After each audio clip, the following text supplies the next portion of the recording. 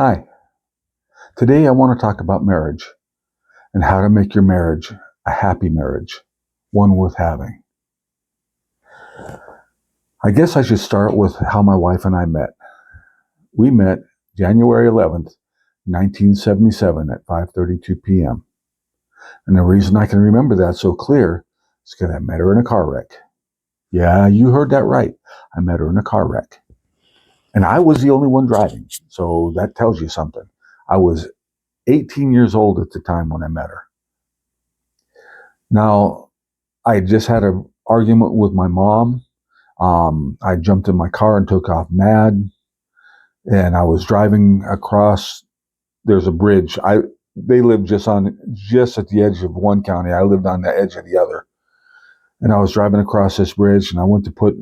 I don't know if you remember these. Some of you might be old enough to remember this, but I had an 8-track. Remember those? And I reached to grab an 8-track, and I dropped it on the floor, and I reached down to pick it up. And when I looked back up, I was going off the road, and there was nothing I could do about it. So I just grabbed onto the wheel and tried to miss as much stuff as I could miss. In the process, there was a restaurant sitting right next to the road. I went by the side of the restaurant. Right behind it was a propane tank with a pipe railing. I hit the pipe railing, and it disintegrated. It was gone. I sheared the gas line off at the ground. I come to a stop on the back side of the propane tank. That's what it was. My wife's father, my father-in-law now, he come out and shut the gas off at the tank so it didn't leak out all over the place. And I got out of the vehicle, and I thought, well, at least nothing bad's happened to the vehicle. I went and it looked pretty good from one side. There was some paint missing along the side. There was a telephone pole, a guide wire that came down, and that peeled the paint off on the very bottom of the driver's hand side. Well, that was lucky, because if I'd have been 6 inches over, that would have cut me in half. And I went to the other side, and I could see where my mag wheels rubbed against the side of the tank. So the car just fit in that space. And I thought, well, at least nothing else happened. I went to the front of the car, and the two front tires were like this. And that's bad. So I called the CHP. I went inside and called the CHP, and I called my mom because I knew it was going to happen if I didn't. And she came over, and she brought a friend of hers with her.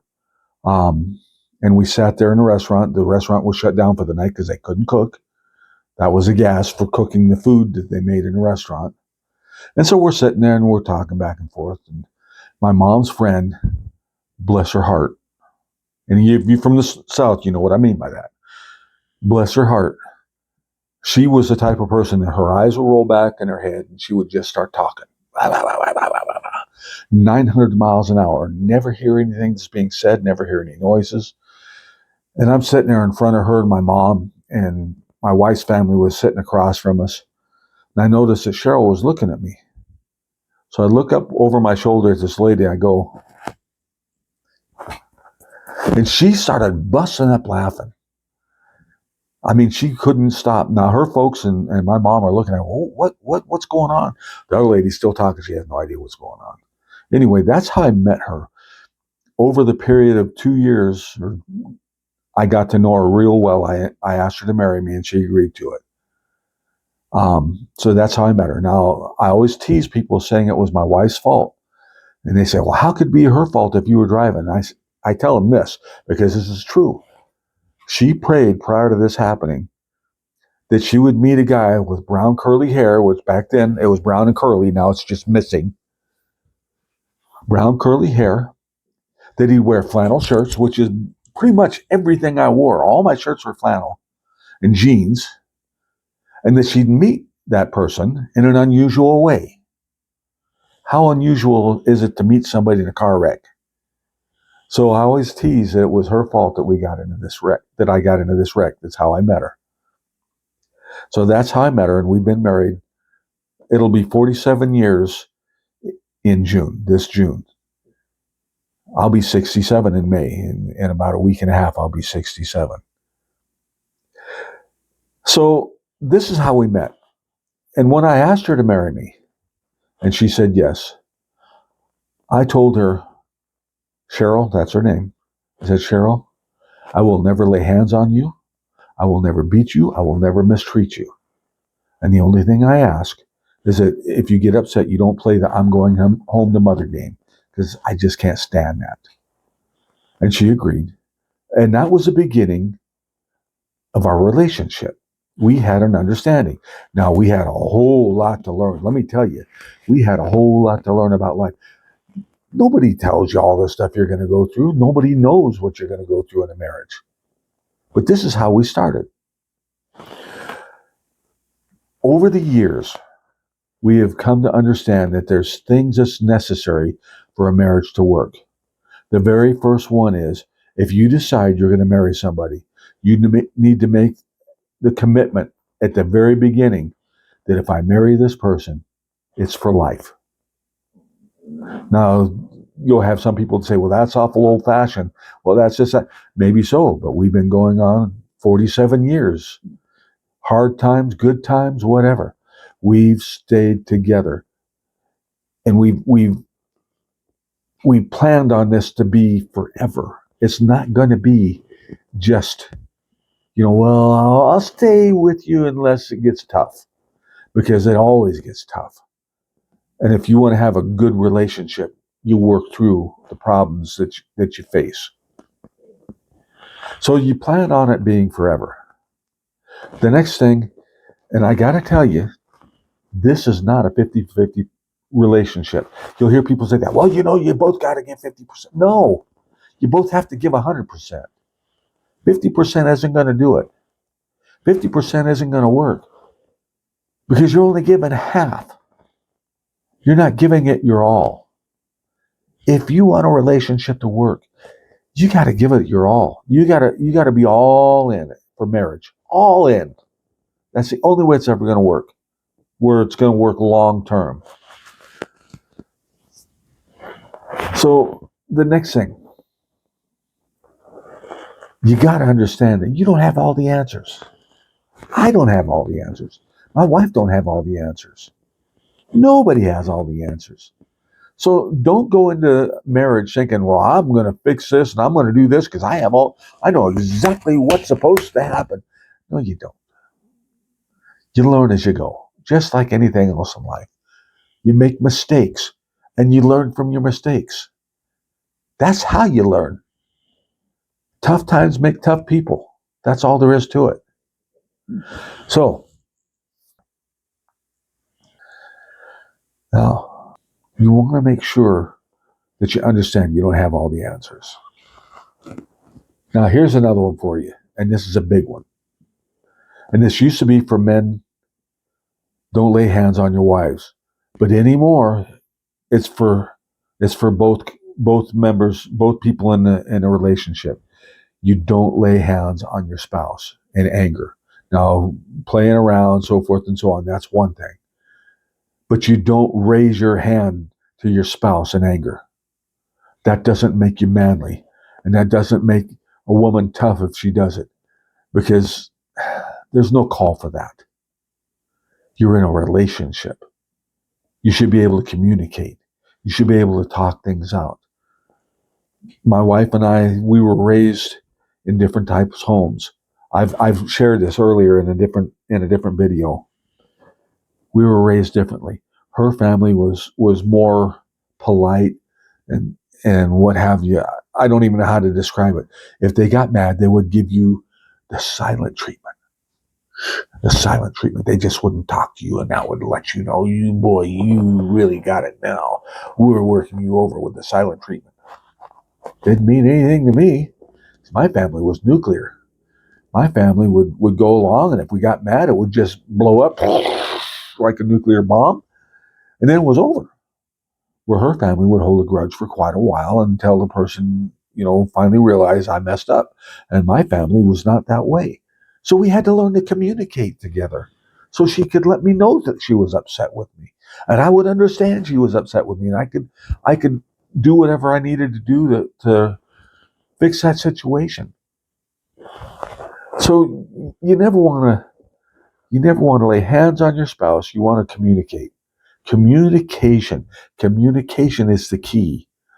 In case you missed it, communication is the key That's how you have a good marriage or any relationship for that matter. Communication. Good, honest, simple communication is the key. And maybe I beat that to death, but you need to soak that one in because that is so important. Probably the most important thing you can learn from this video right now. The next thing is you don't browbeat your spouse. There's women who talk bad about their husbands and try and make them feel bad, try and belittle them. And there's men who do the same thing, that belittle their wives. No, don't do it, because you can damage that relationship beyond repair if you do that. What happens is you break their spirit, you break their trust to where they can't trust you anymore. So you need to remember not to browbeat your spouse. And the next thing is to love one another. You got to learn to love one another. And I'm not talking about a touchy-feely, I love you and you love me and let's just hold each other forever. That's not what I'm talking about. I'm talking about making the choice to put the other person's needs before your own. Loving one another. That is so important for a relationship. Men need love and they need respect. So do women. They need both. You need to trust one another. And that trust begins when you honestly feel your spouse loves you. And I got to tell you, guys, you need to tell them once in a while. You need to tell them. I tell my wife every day, throughout the day, that I love her. Now, again, I'm not trying to make myself look great, because Lord knows I made mistakes. I'm hard-headed. I mean, my wife's had to put up with a lot from me. But she loves me, and I know it. And she knows I love her. And that's what makes a difference. The next thing, like I said, is to respect one another. You need to be able to respect them, to give them space when they need it, to trust them. Trust is very, very important in a relationship. And you can't trust somebody you don't respect. It's nigh impossible to trust somebody you don't respect. You have to respect them. And again, it's a choice. It's a choice. Now, hopefully you've earned that respect in your relationship. Maybe you haven't. Maybe something's happened and you've lost that respect. Earn it back. Do whatever it takes to earn it back. You fell in love with that person for a reason. You fell in love with them for a reason. Find that reason. Earn back their respect. Show them how much you care. Learn to forgive. Because I'm here to tell you, you're going to make mistakes, and so is she. You're both going to make mistakes. Your spouse is going to make mistakes. You're going to make mistakes. And some of them are even going to be intentional. You do stuff just to irritate somebody because you can. And they're going to do the same to you. Learn to forgive. And I'm not talking some flippant, surface level. I'm talking truly learn to forgive. It is so needed in marriages because we do make mistakes. We make wrong choices. One of the worst things you can do with your spouse is this little statement, I told you so. That's going to make things tough to forgive because they feel you've already judged them or you feel that they've judged you. So you got to keep those 4 words out of your vocabulary. I told you so. Don't even use those words. Okay, the next thing. And guys don't do this so much, but ladies, don't use sex as a weapon. Don't do it. You're going to drive your man from you if you do that. Using sex for a weapon. And I don't know too many guys that do that. I just don't. But ladies, I'm not saying you all do, but some of you do.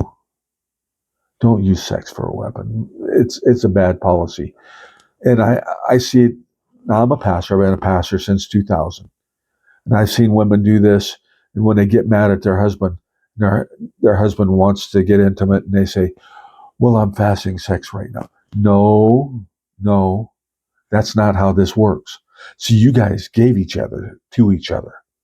And there's none of this fasting sex or anything like that without agreeing with your spouse that you're going to do so. It builds enmity, for lack of a better word. It makes it to where they think that you don't care for them, that you don't love them. It's just a terrible, terrible thing to do. It's not right. Don't use sex as a weapon. And finally, pray.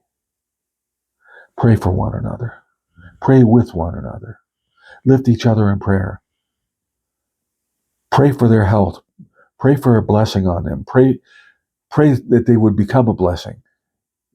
Pray for them. Lift them up. Pray for their health. If you know that they're suffering from an injury, illness, pray for that. I'm a firm believer in anointing people with oil and praying for them, but that's me. That's what I do. I don't expect everybody to do that, but I believe in that, and I believe there's power in that. But one thing that prayer does, it shows them that you care enough to be thinking about them when they're not there with you, when they're in another room or they're somewhere else. You need to pray for your family, your whole family, but it's especially important for your spouse. Pray for protection. Pray for health.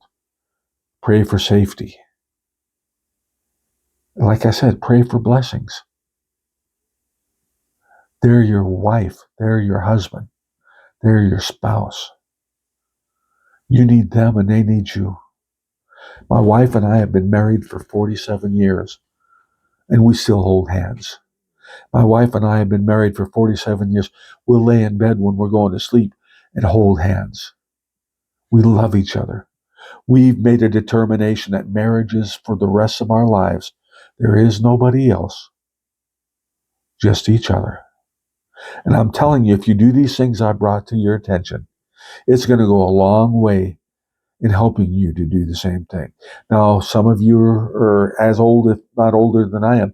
Some of the people here, you may be younger than I am. You may be in your 30s or 40s. Start now. Start before you get married. If something happens and you're getting remarried, make it forever. Make this the one.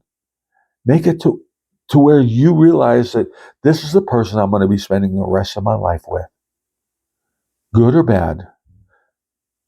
Sickness and health, that's what it's talking about. Richer and poorer. We've had times when we had a lot of money. We had times when we were dirt poor. When I came back from the Middle East, they messed up my pay, and I went 6 months with a family of 5 on $60 a month, and I had to scrape up money one way or the other. I was blessed, and I was able to do it. Don't ask me how, but we did it. And we lived through it. We had times when there was problems with our kids, and we had disagreements on how to raise our kids, but we got through it. Why? Because we love each other, and we determined we're going to work this out together. A good marriage, it is healing to the soul. I know my wife cares for me. She does little things for me, and I do little things for her. She does big things for me, and I do big things for her. Because she is a part of my heart. She's a part of my soul. She's a part of my being. And I can't help myself. So I hope this helps somebody. I hope this is speaking to somebody's heart that maybe needs this right now. I'm speaking to you right now. I'm hoping this helps you. It's never too late. Things may seem like they're coming apart, but it's never too late. So, I'm Russell, and this is Life Worth Living, and I want to thank you for listening to an old fart like me for so long. I'm going to ask you if you would like and subscribe. You don't have to, but I'd appreciate it if you did. And I speak God's blessing upon you right now. Have a great and wonderful day. Bye-bye.